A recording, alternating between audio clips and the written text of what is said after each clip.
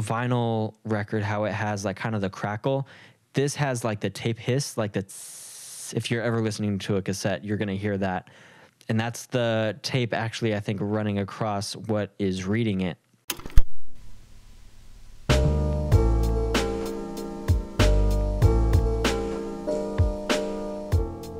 Welcome to the 26th episode of the Resolution Podcast, where we've been breaking down storytelling tactics in hip-hop. I'm your host with the most, Alex Lacey, and today we're going to be kind of bringing in something from left field. It's just something I'm super passionate about and actually did a bunch of research on recently, and that was the influence of cassette tapes and how they influenced hip-hop and just the music industry at large. And it's also something that I'm super passionate about because I have some of my own, and I actually, for the first, if you're an OG to this podcast, you know that I was sending out cassette tapes of the recordings of the podcast to the guests that were on it, and I still want to do that for the guests that are on here, but cassette tapes are kind of expensive, so I just haven't been able to do that as much. But I have like an old school tape recorder over there, and then like a tape deck, so I'm able to like record beats to tape, which I have yet to actually learn how to do, and I just haven't had time really, or I haven't given myself enough time or just prioritized it, which is something that I'm trying to hold myself accountable to. If you're going through the same thing, you really make time for what matters and what's important to you. And I just need to accept that there's been other things that have been of higher importance to me than learning how to record to cassette, and there's nothing wrong with that, but if it's something that I want to do, then I need to make time for it. But that's neither here nor there. Today, we're going to get right into cassette tapes. So I just want to kind of break down the itinerary, I guess, for this podcast. We're going to break down the birth of the cassette, the track listing, and how that affected the format of albums, copyright issues that also arose with cassette tapes, because copyright is really the law that dictates a lot of what happens in the music industry. And then also mixtape culture, which helped propel the artists that we know today. And finally, we're going to break down the aesthetic and what it added to the culture, not just in hip hop, but other places like kind of synthwave and punk rock and just things of that nature. So let's get into the birth of the cassette. It was invented in 1962 by a company called Philips, I believe, in Belgium.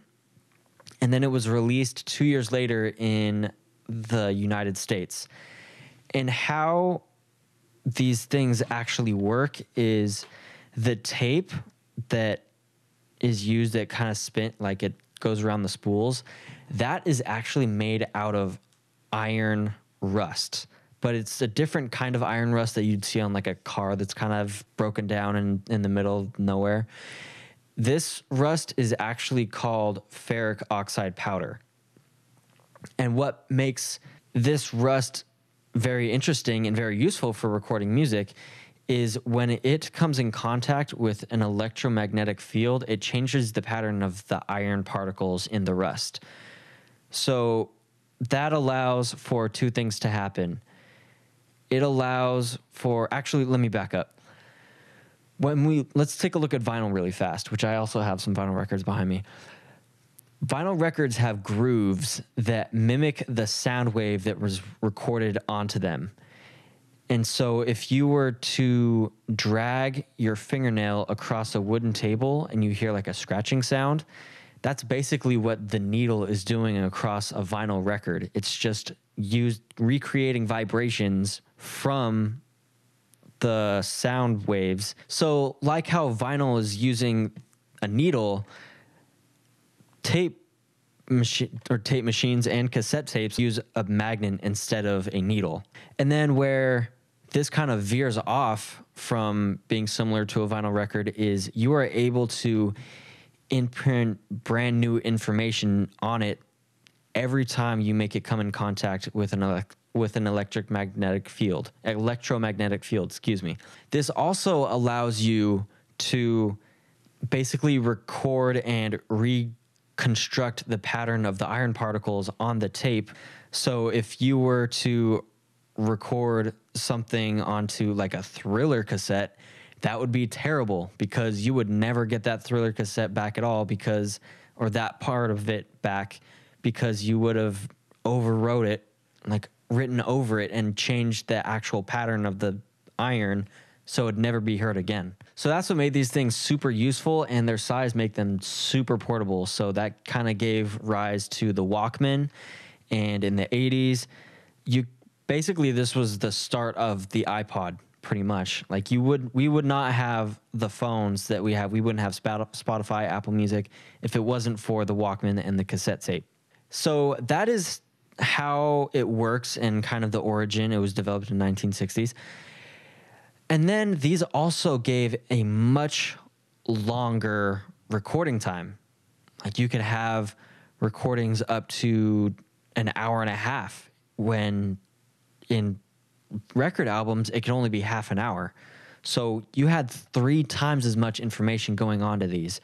So in the 90s, in the 80s and 90s, albums were allowed to have 100, well, not even 100, it's not 100, it's, or I guess 90 minutes of information to a single album, which made the track listings a lot longer because the real estate on the vinyl records were only so much. Like I said, you could only put 30 minutes of audio on there, but this is like the one I'm holding up right here is literally 90 minutes. And then we have copyright issues, which got really nitty gritty when these first started coming out, because basically people could take an album that they love, record it to cassette, and then people would start selling them. So there'd be bootleg tapes of well-renowned records or well-renowned other cassette albums, I guess.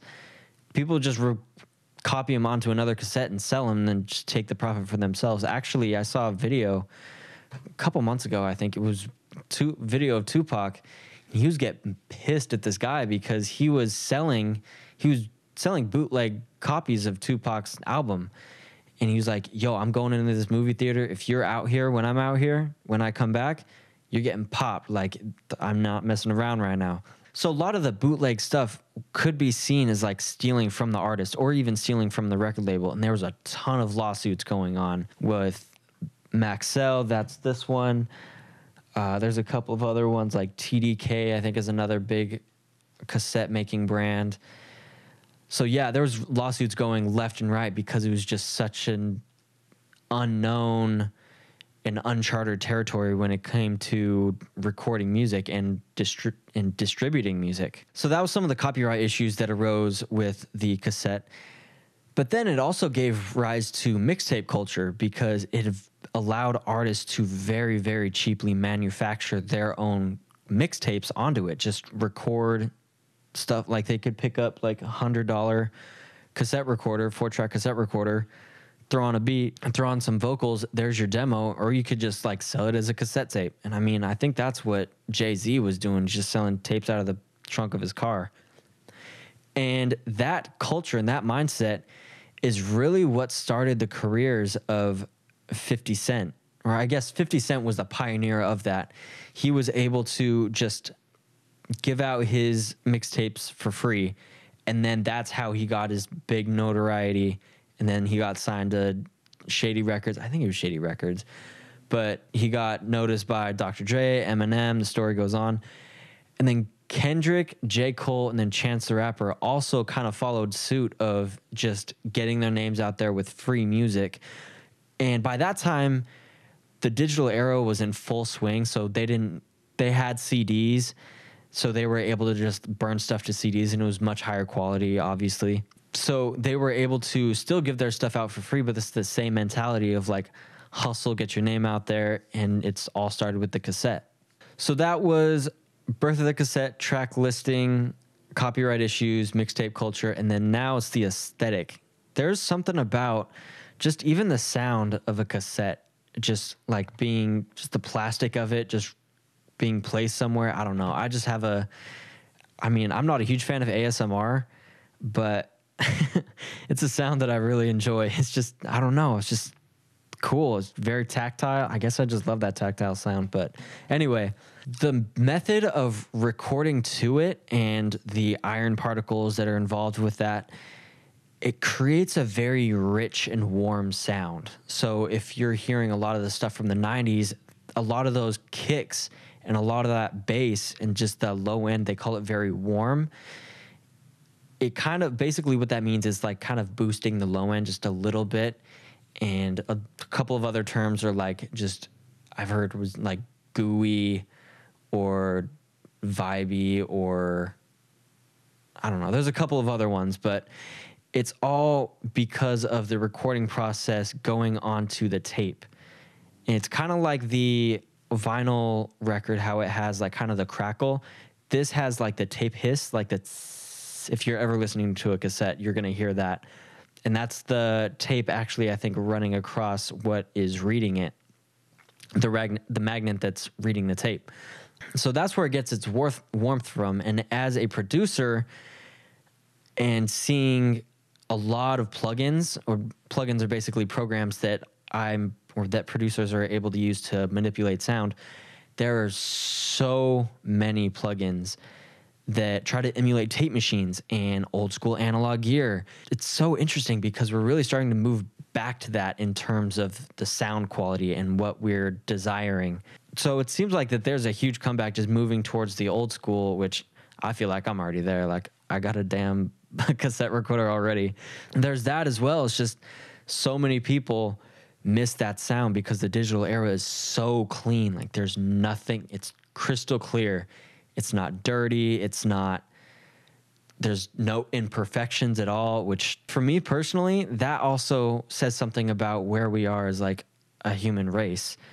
Cause I know that we all love stuff that are like just perfectly organized, but there's something to be said about the imperfections about who we are as people. And one of my favorite producers, Jay Dilla, actually did this. He was taking a lot of they call it quantization, and it's basically making sure all the drums are like on time. He would take the kick drum of some of his beats and just kind of like let it like fall back and maybe fall forward on the beat and just kind of have that. It's like calibrated imperfection, which is really interesting because he was actually going to be an engineer when he grew up. So a lot of his mentality was like very focused. So he was very strategic on where the kick would fall in terms of not being on the grid. He had a certain feeling to it. And it's just adding that human element that just draws us in. And that's what, if you ever hear producers talking about the bounce of the drums, that's basically what it is. And that's what Jay Dilla introduced, was having your drums and your rhythmic elements slightly off the grid, just slightly off. It's on time enough to sound good, but it's off time enough to like keep us moving, and it just adds that whole nother human element. And that's what I think the cassette is basically embodying, is like this imperfect way of recording that maybe some things won't be necessarily right on time, which I consider myself a pretty organized person. So it's a little nerve-wracking for me just philosophically. So there's a lot of internal conflict.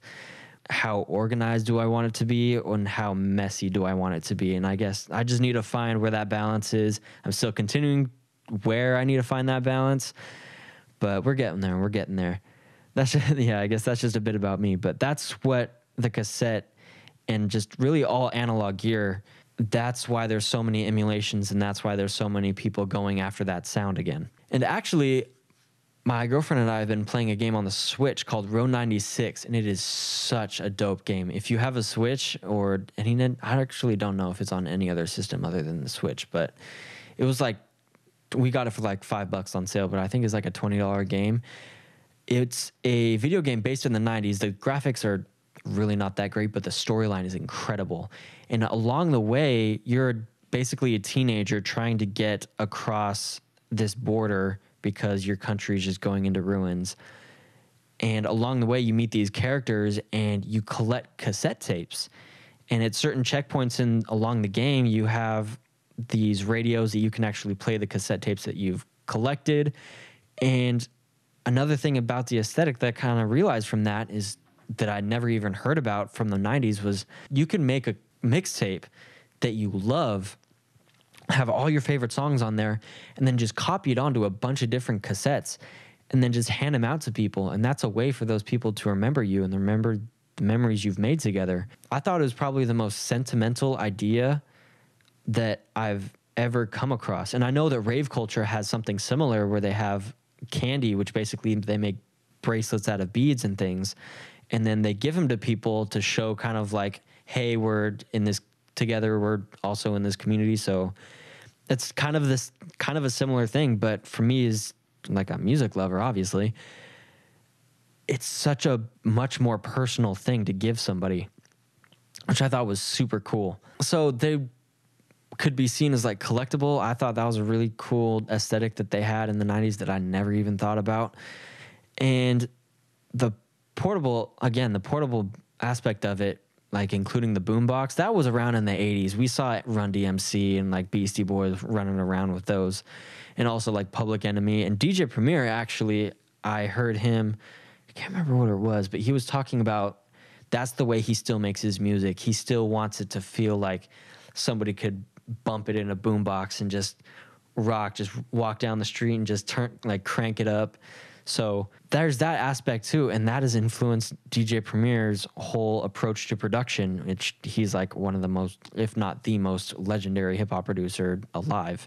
And then also the Walkman, I mentioned this before, but it just allowed the portability of music to reach completely new heights, and it's just completely exploded the music industry in terms of distribution. So that's all that I have for the Walkman. The cassette tape and how it impacted the culture of hip hop and the music industry at large, and just everything it added to society in general. That's all I have for this week. I really appreciate you listening. And if you're on YouTube, I really appreciate you watching. I am going to increase these podcasts out to bi-weekly instead of just weekly, because my life is about to get real crazy in the next couple of weeks. So I'm just not going to be able to dedicate as much time to this. And I will see you not next week, but the week after. So have a great week, everyone. Peace.